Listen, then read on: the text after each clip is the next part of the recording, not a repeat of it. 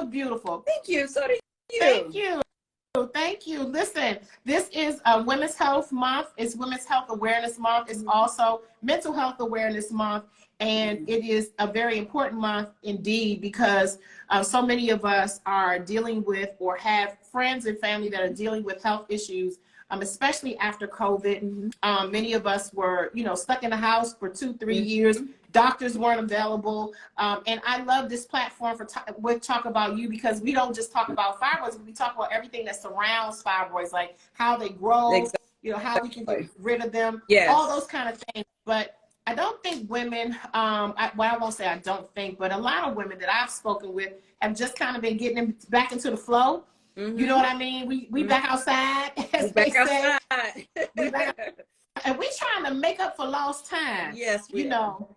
Yes. And so I'm going to jump right in. Can I say one thing before you jump right in? Yes. I just want to touch on one thing that you said already, Kim, when you talked about mental health and fibroids, because anyone that's suffering with fibroids, like that kind of becomes a part of it. Like you just kind of go into this place because you're dealing with something that you really don't have a lot of control over until you actually seek, help to get them, removed or whatever, whatever method you use to resolve them. You know what I'm saying? I remember when I was dealing with my fibroids, my mental wellness definitely played a part of it, because I found myself very down and just in a dark space, because I couldn't really control the situation until I had my uterine fibroid embolization. So I just wanted to just tie that in. I'll go ahead and give the floor back to you, but it definitely plays hand in hand when it comes to fibroids, for sure.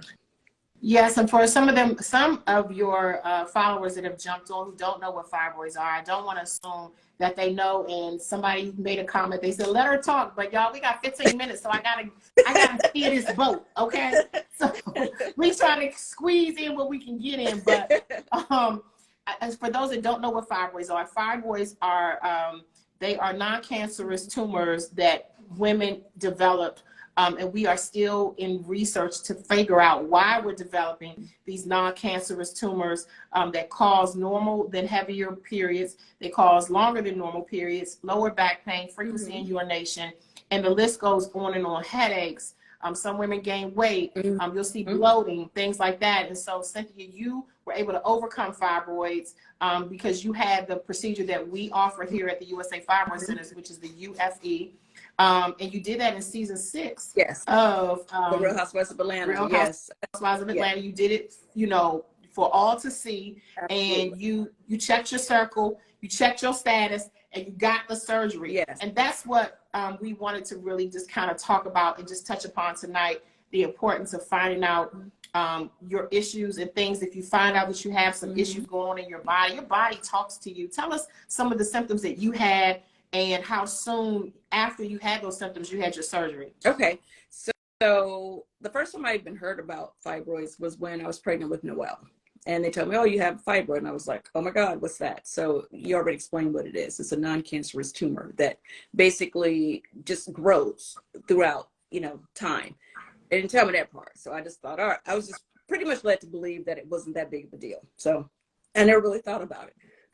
And then it went on to just get bigger and bigger and bigger. And I noticed that my cycle, my periods were just super heavy, but they always were, to be honest, but it just got worse. And I was anemic. That was one of the main things. And you guys know I have like a million things going on, and you have like no energy when you are anemic. Like everything is just low, low, low. Definitely stayed on the celebrity baby bump list. Like it was always announcing my pregnancy because I always had a stomach, because I was always bloated from the fibroids. And I will say, when I got my fibroids removed, they were the largest one was about the size of an orange. And I think it was like 2 or 3 of them, but the biggest one was definitely the size of an orange. Other symptoms were low sex drive, like painful sex. Couldn't wear white for sure, because I was in white sheets. Anything white was out of the question. That's for sure. So, and I felt like, well, I know that I spent most of my time either being on my cycle and getting ready to start started again. I felt like I had a good 4 or 5 strong days where I wasn't really dealing with my cycle. So that just really put me, I mean, that's just exhausting, you know, for anyone. And I felt like I didn't have control of my life. And once I decided to see if I was a candidate for UFE, Uterine Fibroid Embolization, which is basically where they basically stop the blood flow to the fibroids. Like, this is the fibroid. These are the little veins that feed the fibroid. Well, they like clog them up with whatever they clog them up with. So it can't grow. And it eventually, if you can't get, the fibroid can't get the blood, then it eventually shrinks. Yes. So it was successful for me. I got that done in my early 40s, I think. And I've been, you know, obviously fine ever since, but now I've like, you know, I'm in menopause and all that stuff now. So even if they tried to come back for me, it's too late. Okay. Okay. And I'm so glad that you decided to have the UFE. And for those that are coming in, when your body starts to talk to you, because this is Women's Health Month, Women's Health Awareness Month, you have to start listening to your body. Cynthia was listening to her body while she was on set. And as she'll tell you, you know, she was still living her life, doing what she does, showing up every day for work, as many of you are, but her body was talking to her. And that's what I want to really kind of just stress upon tonight. If you have any of these symptoms, to not only give us a call, but also to see your doctor, because there's some other things, some other screenings, Cynthia, that are very important that I wanted to just touch upon, since this is Women's Health Awareness Month. One of them, of course, is to get your complete blood picture.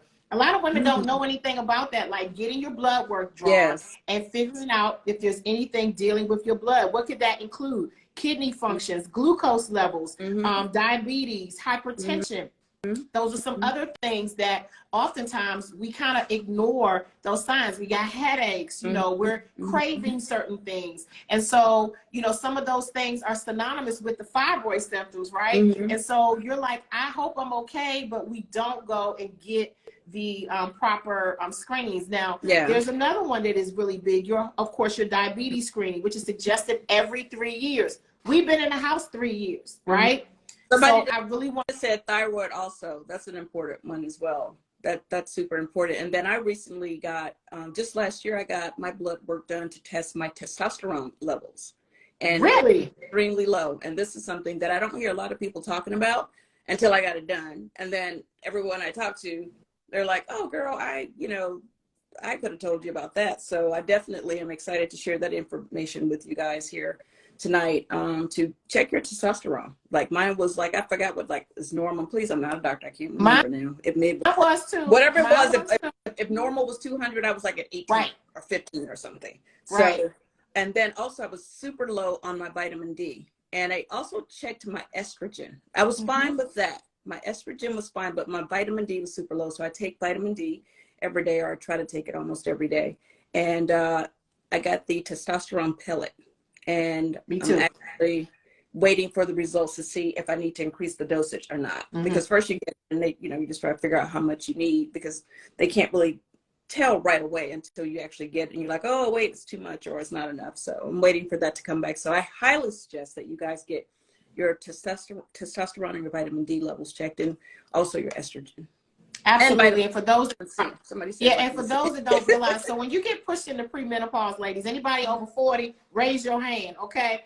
If you're pushed into a premenopausal state, a lot of times your hormones kind of get crazy, and maybe your sex drive will get low. And I'm just giving you one example.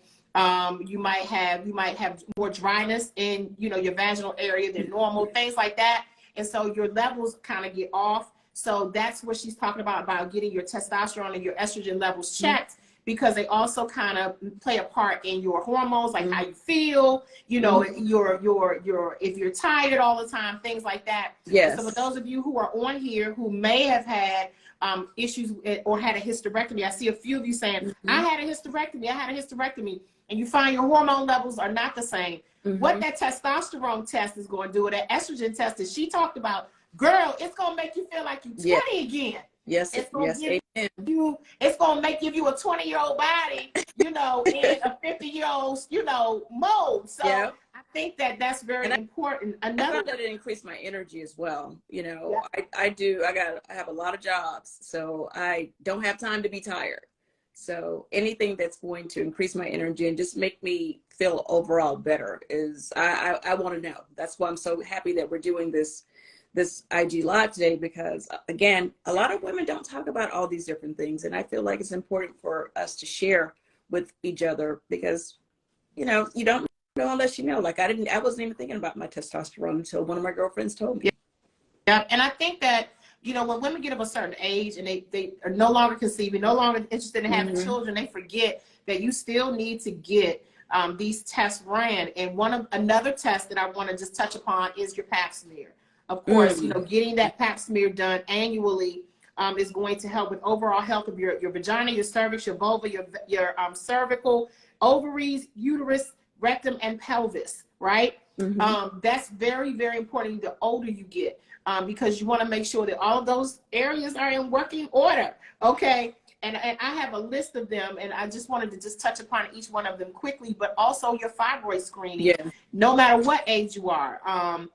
80% of African American women, if you're African American and you're on here, 80% of you by the age of 50 will end up with a fibroid, which is kind of scary, because for some, you know, they say, oh, it's okay, I'm fine. But for others like you and I, well, we had to have a surgery, you know, where your periods are very heavy, you know, you're having some issues. It's important that you are getting that fibroid screen. I saw a few of you say that you have just overcome cancer. So getting those mammograms. 100%. Let me speak to that for sure. My mom was diagnosed with breast cancer last year, and the only way she knew that she had it was getting her mammogram. And because she did get her mammogram, she does it every year. I think she may have missed a year during COVID, because everybody probably missed some time during that time. But had she not found it when she did, it could have gotten worse. But thank God she caught it. The mammogram is how they detected it. And she was able to, thank God, not have to do chemo. She was able to do radiation. And she's cancer free now. So thank God for that. But yeah, those mammograms are super important, you guys. Yeah, your sister and your mom were going through those things, those issues around the same time. You know, your sister with her fibroids, your mom with the cancer, you know. And so I remember you being, you know, with your parent, with your mom and your sister, you know, just really being that support system. And that can be very, very stressful. Very stressful. Very stressful. But you guys pushed through it and got through it. And I'm so happy about that. And that's why we have this platform, so we can be a support, because everybody doesn't have that support that you have. You know, everybody doesn't have a sister or a mom who is as supportive as your family is. And so we developed this platform called Talk About You, which is short for Uterus. So it's more than just about fibroids, but it's also about some other things too. And so I also want to include that I want you guys to also consider getting your routine medical screenings and your STD screenings. That's also on this list. There are different types of tests and screens for sexually transmitted diseases and infections. And some of the ways they do it is through blood and through urine. It's very, very important that you are, especially if you have multiple sex partners, if you're having sex unprotected, you know, it's important that you are getting these screenings, because a lot of those sexually transmitted diseases can actually cause other issues that deal with your uterus. So you want to make sure that you are getting your screenings. I can't stress this enough. And what we're doing now, Cynthia, and I wish we had this back when I had fibroids, when you got a UFE, but we just didn't have these conversations. And why do you think women don't have these open conversations about their health? Well, honestly, when it comes to, I'll just speak to fibroids specifically. I think my mom had fibroids. She ended up having a hysterectomy, you know, at that time. Nobody, you know, I don't even know if they were doing UFE back then, but I know that she didn't really, it was just never a conversation. I'll just say that. And there is like a shame surrounding, like, you know, the whole fibroids thing, in terms of just, you know, what the symptoms are. Women feel like embarrassed to really talk about it, because you're basically like bleeding all over the place. You're just, you know, it's a lot to deal with mentally and physically. So one of the reasons why I actually wanted to shoot it and film it on the Real Housewives of Atlanta is to make it okay to talk about it. And I'm so excited that so many other celebrities are talking about it now, because I felt like when I started talking about it years ago, everybody had them, but nobody was talking about them. And like pretty much half of the cast had them, but nobody Wow. was talking about them. So, but I talked about it, and I feel like although I'm on the other side of my fibroid journey, I'm so excited to still be a brand ambassador with USA Fibroid Center to just keep the conversation going, because I was, instrumental in encouraging a lot of women to actually seek help and get their fibroid situation under control.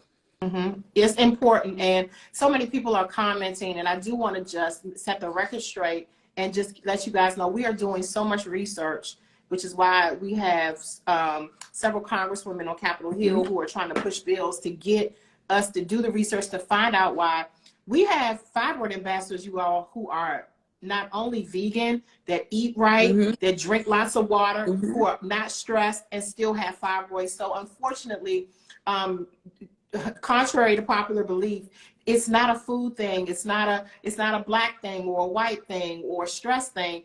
But there is no concrete evidence that where all roads lead to one particular reason why we're getting fibroids. So the question now becomes, why are we getting them? And that is why the research is necessary. So that's why it's so important. And I don't want to get off on my soapbox, but it's important that when you're making your decisions, when you vote for those leaders in your respective cities, that they too have an interest, a vested interest in reproductive health.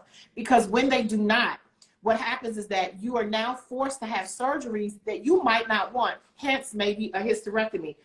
There are 4 ways to rid you of fibroids. Here at the USA Fibroid Centers, let me say this, we push and promote and perform the UFE, which is the Uterine Fibroid Embolization. So when you see UFE, this is the surgery that Cynthia had. This is the surgery that she did on national TV, which what she just talked about. It actually suffocates, and I'm going to put it in layman's terms, where it suffocates the vein that connects to the fibroids, ultimately causing the fibroid to pass. There are several women on here who said, I've had a UFE. It came back.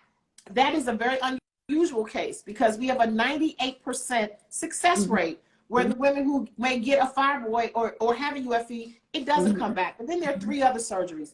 I had the one which is the most invasive, which is the hysterectomy, where they remove the uterus. You keep, I had a partial hysterectomy, you keep your ovaries. Then there's an ablation, and then also there is a myomectomy. So there are 4 different surgeries that are offered. Unfortunately, you all, and I want you to hear me, when you're making your decision to get you all of these screenings we discussed, it is important that you know your options, because a lot of women, Cynthia, don't know their options. Did you know? Did you have any options when you found out you had fibroids? No, I didn't know. I didn't even. My OBGYN never really even mentioned fibroids to me. And then finally, I was like, this is just not normal. That my cycle is so crazy. Why am I anemic? Why is this happening?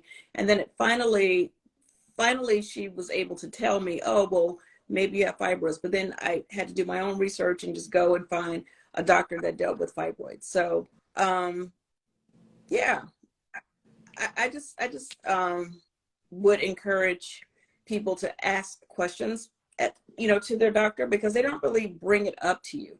And then also, Kim, I want to touch on the fact that I feel like with USA Fibroid Centers, don't they take insurance for these procedures now? Okay. We do accept insurances. And I think that's that important also to talk about too. That's important to talk about too, because a lot of people will say, "Well, I can't afford a Exactly. UFE," and we do accept most insurances. And when you give us a call, the number is at the bottom of the screen. Ironically, we're doing free screenings this month. We're doing free ultrasound screenings too. So for those of you who are looking to figure out, do I have a fibroid? We're doing free screenings the whole month of May. It's very important that you are getting the screening. So even if you don't have insurance, you can come into one of our centers. A lot of our centers are right down there where you are, Cynthia, in Atlanta. We have, I think, 6. And we have over 10 in New York. We have 3 here in the DMV. And then they're all sporadically, placed around the U.S. But it's important, guys. If there's a number that I actually added to this live, if you are interested in getting a screening, and just finding out whether or not you have it. This is part of your health, and if this Women's History Month, that's February. That's March. This is Women's Health Month, y'all. Every month is a month, y'all. It's a month every month, but this is an important one, right? Right. I want you all to ask some questions, even if it's not about the fibroids, but also about all of these screenings that we talked about. Asking questions, girl, how many restaurants do we know about, honey, on TikTok? We know about the hottest brunch spots. We'll find out the research, honey. Who got the best brunch?